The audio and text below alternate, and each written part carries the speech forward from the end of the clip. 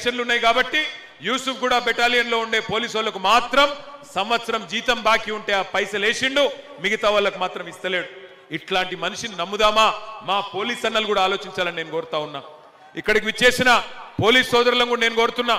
Home గార్డులు ఉన్నారు, police constable ఉన్నారు, మీ పెద్ద పెద్ద ఐఏఎస్ ఐపీఎస్ ఆఫీసర్లు, ఇన్స్పెక్టర్లు, డిఎస్పీలు ఎటన్న పోని సాధారణ పోలీస్ అన్నలను కూడా నేను అడుగుతున్నా, ఈ దుర్మార్గపు రాజ్యాన్ని దయచేసి సమర్థించకండి. ఈ దుర్మార్గపు ప్రభుత్వాన్ని దయచేసి వారికి అండగా నిలబడకండి. మళ్ళీ కేసీఆర్ ప్రభుత్వం వస్తేనే పోలీస్ అన్నలకు కూడా న్యాయం జరుగుతుంది, గుర్తుపెట్టుకోండి అని చెప్పి నేను విజ్ఞప్తి చేస్తా ఉన్నా. వీడికి వస్తుంటే నాకు చెప్తున్నారు మనోళ్ళు, అన్నా యూసుఫ్ గూడలో మన కేసీఆర్ గవర్నమెంట్ ఉన్నప్పుడే 12 కోట్ల రూపాయలతో ఇక్కడ డ్రైనేజ్ సౌలత్ మనం ప్రారంభించినాం, అందులో 2 కోట్ల పని అయ్యింది, మిగతా పని కూడా పూర్తి చేయాలి సునీతమ్మని గెలిపించి అన్నారు. బరాబర్ దాన్ని పూర్తి చేసే బాధ్యత మాది, మీరు సునీతమ్మని గెలిపించండి, పూర్తి చేసే జిమ్మెదారి మాది అని చెప్పి నేను విజ్ఞప్తి చేస్తా ఉన్నా. రేవంత్ రెడ్డి బెదిరిస్తున్నాడు, ఓటేయకపోతేనట పథకాలు రద్దు చేస్తాడట. నీ అయ్యసొమ్మా నీ అబ్బసొమ్మా ఎవడి సొమ్ము? ప్రజల పైసలు ఇయ్యకపోతే మీరు సునీతమ్మని గెలిపించినాక రేవంత్ రెడ్డి గల్లా వట్టి యూసుఫ్ కూడా బజార్ల గుంజి పంచాయతీ పెట్టి మీ పైసలు మీకు ఇచ్చే జిమ్మెదారి, ఇప్పించే జిమ్మెదారి మాది అని నేను విజ్ఞప్తి చేస్తున్నా. తిరుగుతున్నారంట కొంతమంది ఆకు రౌడీలు తిరుగుతున్నారట. మా కోటేయకపోతే బాగుండదు దేక్లేంగే అంటుర్రట.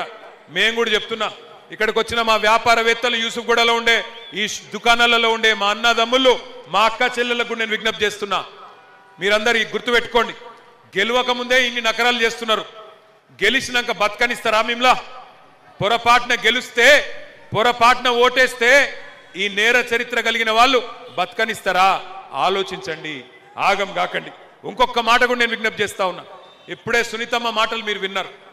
ఒక్క ఆడబిడ్డ భర్తను కోల్పోయింది, 5 నెలలు 6 నెలలు కూడా కాలే. అట్లాంటి ఆడబిడ్డను ఓడించేందుకు ఇలా ఎన్ని ప్రయత్నాలు చేస్తున్నాడు రేవంత్ రెడ్డి. 250 కోట్ల రూపాయలు ఇప్పటికే ఖర్చు పెట్టిండు. ఇంటింటికి డబ్బులు ఇస్తున్నాడు. షేక్పేట్లో 6,000 రూపాయలు, యూసుఫ్ గూడలో 5,000 రూపాయలు, ఎర్రగడ్డలో 4,000 రూపాయలు, బోరబండలో 6,000 రూపాయలు ఇంటింటికి పంపుతున్నాడు. గమ్మత్ ఏంటంటే రేవంత్ రెడ్డి ఏమో 6,000 రూపాయలు పంపిండట. అందులో లోకల్ కాంగ్రెస్ వాళ్ళు కమిషన్లు కొట్టేసి మీకు 2,000 ఇచ్చిర్రట. నేను ఇంట్లో కూడా కమిషన్లు కొడుతున్నారు కాంగ్రెస్ వాళ్ళు, గంత లంగలు వాళ్ళు.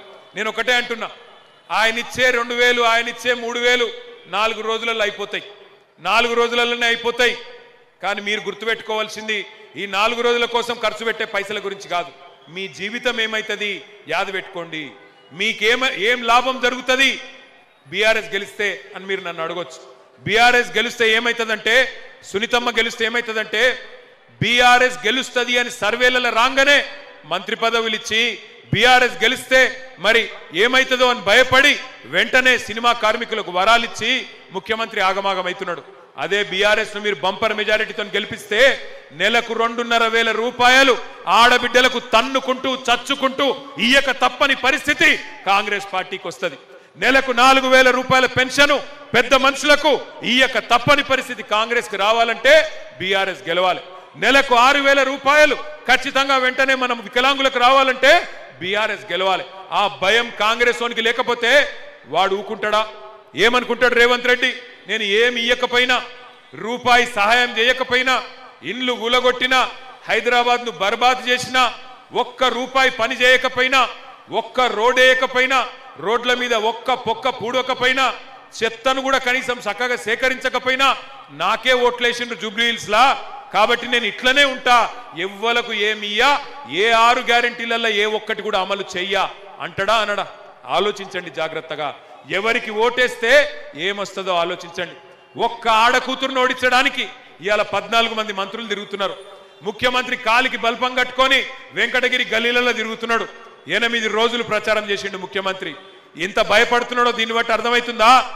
ఇక్కడికి వస్తున్నప్పుడు నేను చూసిన ముఖ్యమంత్రి గారు ప్రెస్ మీట్ పెట్టి ఆయన ఫ్రస్ట్రేషన్ అంతా తీసుకుంటున్నాడు. ఏం మాట్లాడి ఎరికేనా ముఖ్యమంత్రి? మీరు జూబ్లీహిల్స్ లో గెలిపించినా గెలిపియకపోయినా ఆయన మాత్రం 2034 దాకా ఆయననే ముఖ్యమంత్రి ఉంటాడట. రాసి పెట్టుకోండి, 2034 దాకా కాంగ్రెసే ఉంటదంటుండు. గిట్లనే రాసి పెట్టుకో అంటే గ్యారంటీ కార్డులు ఇచ్చి దాచి పెట్టుకో అంటే దాచిపెట్టుకున్నాం. ఏమైంది?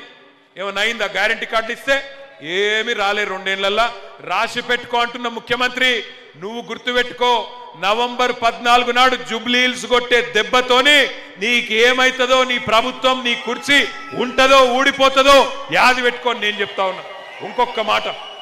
ఇంకొక మాట, వాళ్ళిచ్చే 4,000 6,000 దానికి ఆశపడి మోసపోతే మీరే గోసపడతారు. 2 ఏళ్ల కింద మోసపోయినాం, ఇప్పటికీ అవస్థలు పడుతున్నాం. మళ్ళొక్కసారి మోసపోకండి. మోసం అంటే ఎట్లుంటది అంటే, నీకు ఒక చిన్న ఉదాహరణ నేను చెప్తా మీకు. కుక్కర్లు వంచుతున్నారట, కుక్కర్లు ఇంటింటికి కుక్కర్లు ఇస్తున్నారట కాంగ్రెస్ వాళ్ళు. చీరలు వంచుతున్నారట శ్రీనివాస కళ్యాణం అని పెట్టి, ఇంటింటికి పైసలు వంచుతున్నారట. నిజంగానే 2 ఏళ్లు మీరు అద్భుతంగా ప్రభుత్వాన్ని నడిపితే ఎందుకింత భయం అవుతుంది రేవంత్ రెడ్డి గారు? మీకు సీదా కొట్లాడు ఎలక్షన్, పైసలు వంచకుండా కొట్లాడు దమ్ముంటే, ఆ దమ్ము లేదు. కానీ ఎంత ఘోరం అంటే, ఇవాళ దిగజారిపై ముఖ్యమంత్రి గారు అంటున్నాడు, అవమానం చేస్తున్నాడు. మా ముస్లిం సోదరులను కూడా అవమానం చేసిండు.